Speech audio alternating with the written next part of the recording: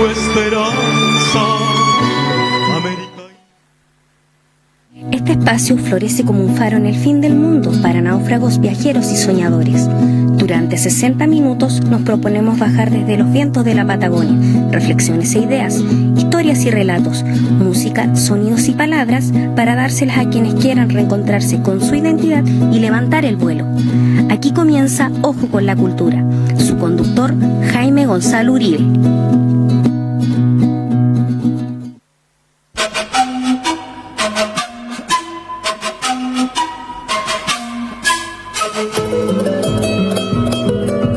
Hola, ¿cómo están todos ustedes? Muy buenos días. Aquí, junto a nuestro amigo Franco, que vuelve después de sus vacaciones, nuestro radiocontrolador estrella, el hombre que todo lo sabe, Franco, nuestro amigo. Ojo con la Cultura, en Polar Comunicaciones, Polar Televisión, Radio Polar, radiopolar.com. Hoy día sábado 7 de marzo. Primer sábado de este tercer mes de este año 2020. Marzo, que pensamos nosotros que, como se decía antes, marzo es el año, cuando comience el año es porque ya estamos en marzo, ¿no es cierto? Eso habitualmente lo escuchábamos en nuestras casas y sabíamos que marzo empezaba realmente lo que iba a ser el año activo, el año de las actividades, el año en que inicialmente partía con la época escolar. Y de ahí en adelante, todo el tráfago de actividades que caracteriza o que caracterizaba cada año. Pero hoy sabemos, ¿no es cierto?, que este año 2020 es bastante especial. Ya enero y febrero hemos tenido un montón de actividades de corte artístico, educativo, cultural. Da la sensación de que como que el año hubiera empezado antes o no hubiera terminado el año pasado, el año 2019, y que este 2020 fuera algo así como una consecución del año anterior. Es una sensación que a uno lo embarga porque muchas actividades que estaban realizándose el año pasado quedaron, como decimos hoy día, en stand-by, quedaron inconclusas, quedaron por realizarse otras más, producto de lo que pasó a contar del 18 de octubre y todo lo que ha venido ocurriendo en las semanas y en los meses siguientes. Y así llegó enero, febrero y marzo, y nos aprestamos a enfrentarnos a lo que viene. Un mes de marzo, un mes de abril, con muchas actividades, con una preparación también importante para las definiciones que se vienen seguramente a contar de los últimos días del mes de abril del 2020, cuando esperemos que se realice este referéndum, este plebiscito, esta consulta ciudadana, que esperemos también se haga con paz, se haga en tranquilidad y para el beneficio y provecho de todos los chilenos, de todos los magallánicos, de todos nuestros compatriotas. Ojo con la Cultura, esta idea, este bello proyecto creado por nuestro amigo Jaime Gonzalo Uribe Hermosilla, para quien enviamos un cordial y afectuoso saludo. Primer sábado del mes de marzo. Sábado del mes de marzo, marzo de este 2020. Estábamos hablando de las actividades culturales de este año, que han sido ya bastantes, enero, febrero. Algunas situaciones que inevitablemente tenemos que destacar, aunque no tienen mucho que ver con Magallanes, pero esta semana, en los días anteriores, lamentablemente supimos la noticia del fallecimiento de uno de los más grandes escritores de obras de teatro chileno, que visitó Magallanes en varias oportunidades en la época en que Magallanes gozaba de una serie de beneficios como el Puerto Libre, la ley de zona franca, una serie de actividades que se propiciaban en esa época, donde hubo una efervescente actividad cultural. El fallecimiento de este gran dramaturgo, como dijimos, Alejandro Sivekenk, a los 85 años, nos deja este hombre que perteneció a la llamada generación del 57, que otros llaman del 50, con dramaturgos, con escritores de obras de teatro como Luis Alberto Jairemans, Jorge Díaz. ¿Se acuerda El cepillo de dientes?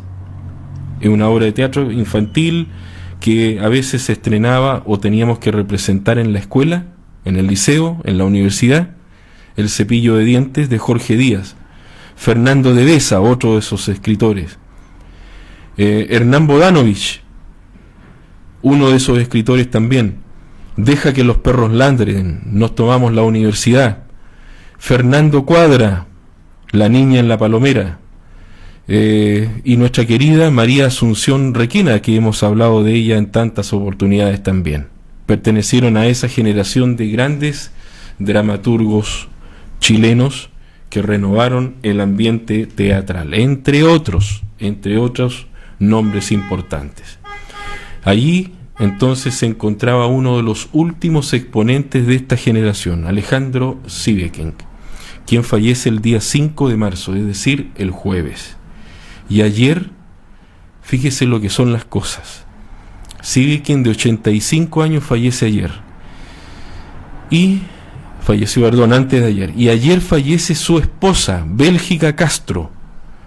Bélgica Castro falleció, era bastante mayor que él, a la edad de 99 años. Esta tremenda actriz que representó varias de las obras de Sieveking, el autor de La Remolienda, entre otras grandes obras, nos dejó lamentablemente también ayer. O sea, falleció Alejandro Sieveking el jueves, y Bélgica Castro, su mujer, que ya estaba muy complicada de salud, nos deja precisamente ayer, hace 24 horas.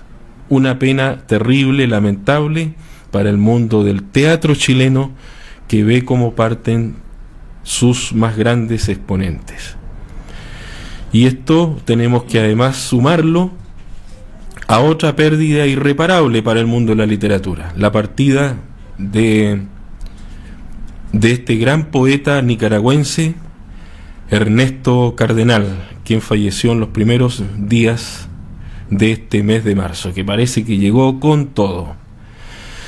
Y hoy, en esta mañana de sábado, junto con nosotros, junto a mí, y yo agradezco nuevamente que estés aquí, Claudia Ojeda, arquitecto académica de la Universidad de Magallanes, que ya ha estado con nosotros en esta secuencia de programas que hemos compartido con ustedes en torno a lo que está haciendo el Colegio de Arquitectos de Magallanes, de esta nueva directiva que se ve con mucho ímpetu tratando de reactualizar muchos de los contenidos y de los programas que tienen que ver con el Colegio de Arquitectos, y que, por cierto, ellos tienen mucho que decirnos a propósito de todo lo que está ocurriendo, este daño patrimonial que advertimos que se viene en algunos casos irremediable, y eso es algo que tenemos que empezar a tomar ya a medidas, y qué mejor que conocer la opinión de los especialistas, en este caso del Colegio de Arquitectos de Magallanes. Claudia.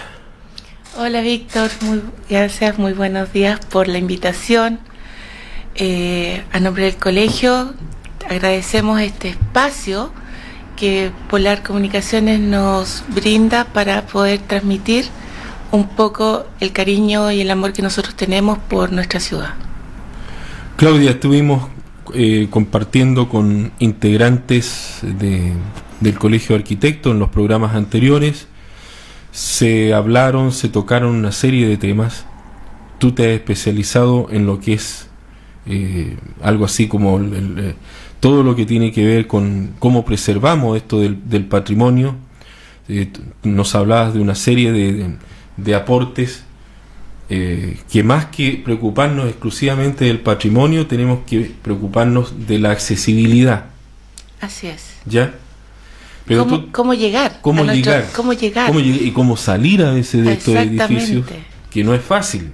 Cuando hablamos de estos edificios patrimoniales que nosotros nos enorgullecemos de tener, acá en el casco histórico de la ciudad de Punta Arenas principalmente y en otros lugares de nuestra región, pero también son lugares de difícil accesibilidad, ¿no es así?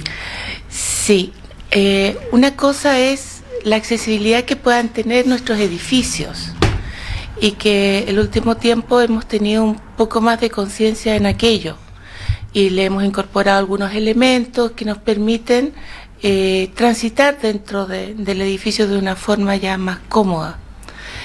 Pero el otro concepto que nosotros trabajamos y que es fundamental es el de la ruta accesible. ¿Qué significa la ruta accesible? Significa desde que el minuto que yo salgo de mi casa, tengo que ser independiente, autovalente para llegar a mi destino.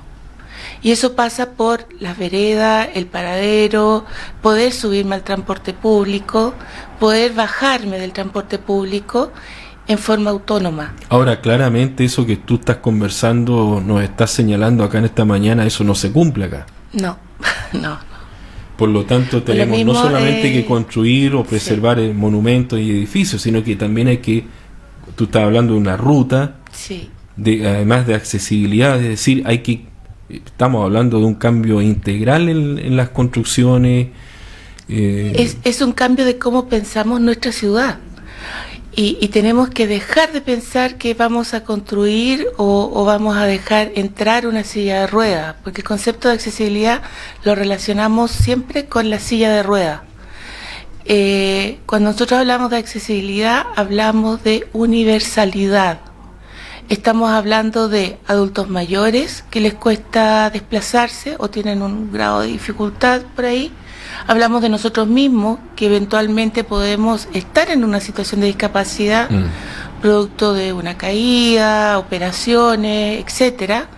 Estamos hablando de madres o padres con niños. Ya todos sabemos, las personas que tienen niños, bebés, que salir con un bebé es como cambiarse de casa. Ya tienes que salir que con el coche y con una serie de bolsos que van asociados al bienestar del bebé. Entonces, es en el fondo tener una mejor calidad de vida en nuestros desplazamientos para todos. Claudia, pero junto con esto que tú nos estás planteando en esta mañana, que ya habíamos tocado en los programas anteriores, ¿no es cierto? Y que yo creo que es como una propuesta que el Colegio de Arquitectos está asumiendo como propia, pensando un poco en toda esta destrucción que venimos observando de edificios patrimoniales muy puntuales también, por cierto, que también lo conversamos. Tú estás entregando lo que podría hacerse más adelante o incorporarse como algo necesario en las edificaciones posteriores, pero yo creo que tú también tienes experiencias significativas de recuperación de edificios patrimoniales, porque la gente, todos nos hacen esta pregunta: ¿qué es lo que va a ocurrir más adelante? ¿Cómo levantamos nuevamente esto? ¿Cómo el edificio que se quemó, la Casa de los Derechos Humanos, el memorial también, lo que pasó en Colón con Boris, en los edificios, en el cementerio municipal, los edificios patrimoniales que rondan en torno a la plaza, los monumentos que han sido dañados, alterados, pero hay un edificio o una construcción patrimonial muy antigua, no ubicada en esta ciudad, específicamente en Porvenir, en la cual a ti te tocó transformarla completamente, y hoy día debe ser un verdadero museo de lujo el que, a partir de la recuperación de esta iglesia tan antigua, que era la vieja iglesia de Porvenir, ¿no es cierto? Sí, la catedral de Porvenir. San Francisco de Sales. San Francisco de Sales. ¿Cómo se gestó todo ese bello proyecto? Bueno, la gestión de recuperar eso parte cuando el obispo, la entidad eclesiástica de nuestra región,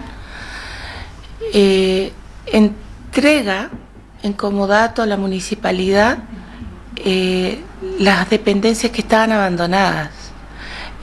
Tanto la iglesia, como había sido reemplazada por una iglesia más moderna, nueva, y el colegio, que en ese minuto era una especie de casucha que estaba ocupada para acopio de materiales. Estaba casi que se caía. Estaba con orden de demolición, de hecho. Estaba con orden de demolición el colegio. Lo toma el gobierno a través de su unidad técnica del MOP y levantan una licitación pública para aceptar proyectos, ideas de cómo poner en valor nuestro patrimonio. Y junto a un equipo de profesionales hicimos una propuesta en la cual era no solamente en recuperar el edificio técnicamente desde su restauración, sino que adicionalmente agregarle un plus, que estamos hablando del 2013, 2014, cuando la ley todavía no estaba vigente, la ley de accesibilidad. Entonces nosotros pensamos en cómo darle un adicional a este proyecto, y ahí cuando surge la idea de que hagámoslo completamente accesible. Yeah. Que yo pueda recorrerlo desde Plaza de Armas hasta el otro extremo, ya sin tener ninguna dependencia de ayudas externas. Ahora, ahí plasmaste este concepto de la accesibilidad, sí, de la ruta accesible. De la ruta accesible, ¿no es cierto? Pero tal vez se pudo dar y pudiste llevar a efecto esta enorme iniciativa, porque estás en Porvenir, ahí no hay automóviles que estén molestando, el exceso de autos como es acá, el ruido, estás en un lugar tranquilo, se dan las condiciones, digamos, ¿o no? Sí, tuvimos el apoyo de la ciudadanía, por lo menos de una parte importante. Ya siempre hay vecinos, como en todos lados, que no participan, se ajenan de estas instancias y que después, bueno, presentan sus descargos. Pero sí tuvimos un gran apoyo, tanto de la iglesia, de la municipalidad y de la Dirección de Arquitectura del MOP. Y logramos un proyecto que, bueno, hace ya unas semanas fui a ver, ya terminado, ¿no?, en el concepto de visitas a obra. Sí. Y de verdad que salí feliz del cariño con que la gente recibió, sí, ese trabajo. Me imagino, aparte que la iglesia de Porvenir, la antigua iglesia, es parte del corazón, sí, de Tierra del Fuego. Mira, ahí estamos viendo algunas imágenes, sí. Ese es el acceso por Plaza de Armas. Sí, correcto. Ya, es un acceso lateral. Lo importante es que yo puedo atravesar en una silla de ruedas o con un coche toda la cuadra. Eso o es. Llegar hasta el otro lado sin ningún peldaño. Ahí tenemos la escuelita, ajá, que actualmente la convertimos en un museo muy bonito, está realmente muy bonito. Ahí en la parte museográfica tuvimos el trabajo de Julio Fernández, que hizo un trabajo maravilloso en el interior. Y finalmente se convierte esto en un paseo. Ahí tenemos imágenes del interior del museo, de la escuela. En esa escuela estudió nuestro emblemático, se me fue el nombre, de apellido Born. José Born, sí. Ya, ahí cursó sus primeros años, digamos. Y ese es el interior del museo, en el cual se han recuperado antiguos elementos. Muchos de esos nos da plancha verlos, porque en realidad también los usamos nosotros y ahora son piezas de museo. Sí. ¿Ya? Pero es un rescate patrimonial muy, muy lindo. Es espectacular, ¿eh? Sí, realmente. Y de verdad que yo invito a toda la comunidad de Porvenir a ir a verlo. Ya, a los operadores turísticos, por favor, incorpórenlo dentro de los trayectos que estamos mostrando. Porvenir no es solo ir a ver a los pingüinos, ya hay muchísimo más para visualizar y disfrutar. Porvenir, que es, ¿no es cierto?, es la ciudad más antigua que tiene nuestra patria ahí, que tiene Chile en Tierra del Fuego, y es también la más antigua de toda la isla de Tierra del Fuego, si pensamos en estas ciudades grandes que tiene Argentina: Río Grande, Río Grande y Ushuaia, ¿no es cierto? Porvenir es la localidad más antigua de Tierra del Fuego, y si uno quiere tener una síntesis de la historia de Tierra del Fuego, inevitablemente tiene que ir a Porvenir. Sí. Cuna del cine nacional, por ejemplo. Sí. Pensemos en eso. Y ahí tenemos otro desafío, rescatar el cine. El cine. Vamos a ir a una breve pausa en esta interesantísima conversación de esta mañana de sábado junto a la arquitecto Claudia Ojeda, y académica además. Además. Y ya retornamos.